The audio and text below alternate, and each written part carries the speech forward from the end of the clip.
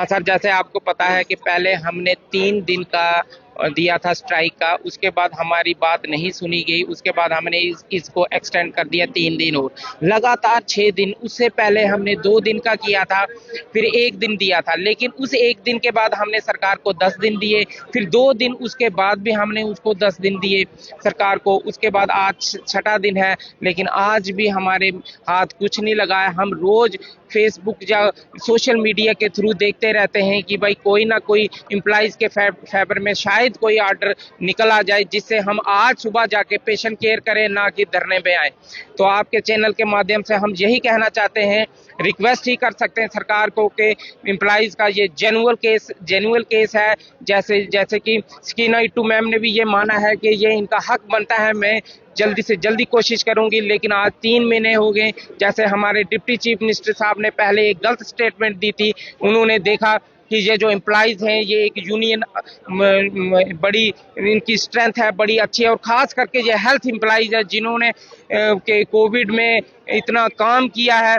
तो इनका ये जेन्युइन केस है। वो बोल रहे हैं कि हम सकीना इट्टू मैम से मिलें या फिर बात करें। उसके बाद हमारी आज एक मीटिंग है, लेकिन वही हमें समझ नहीं आ रही है कि सरकार की तरफ से कोई ऐसा ऑर्डर नहीं आया, जिसकी वजह से हम आज भी बाहर हैं। उस दिन हमने प्रेस क्लब में, आपको पता ही है कि वहां तक एक रैली निकाली जो हमारी बड़ी सक्सेसफुल रही। सरकार भी कुछ या फिर एमसी सरकार और इनमें जो ब्यूरोक्रेट्स हैं, इनमें कोई तालमेल नहीं बन रहा, जिनकी वजह से एम्प्लॉय सफर हो रहा है। ये चीज उन्होंने देखनी है। जो पेशेंट इतना दूर दूर से आता है, हम उनसे भी बार बार क्षमा मांगते हैं, लेकिन सही क्षमा मांगनी है तो सरकार को मांगनी चाहिए, जिन्होंने हमें हमारी अपनी मांग नहीं देने का ठान लिया है।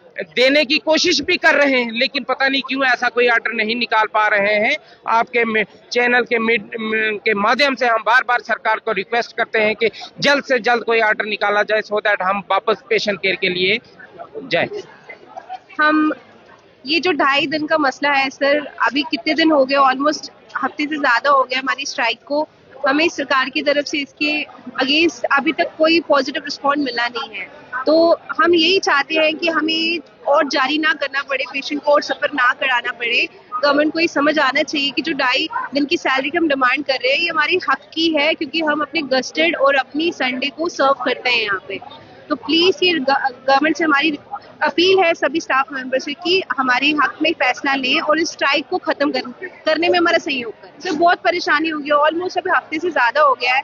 पेशेंट कितना सफर कर रहा है, इस चीज पे ध्यान देना चाहिए। ये बात ये नहीं कि हम स्ट्राइक पे बैठे हैं, इसका रेपोकेशन देखिए कि पेशेंट जो इतनी दूर दराज से आता है, उनको रहने की कोई सुविधा नहीं होती है। तो इस चीज में उनको सोचना चाहिए।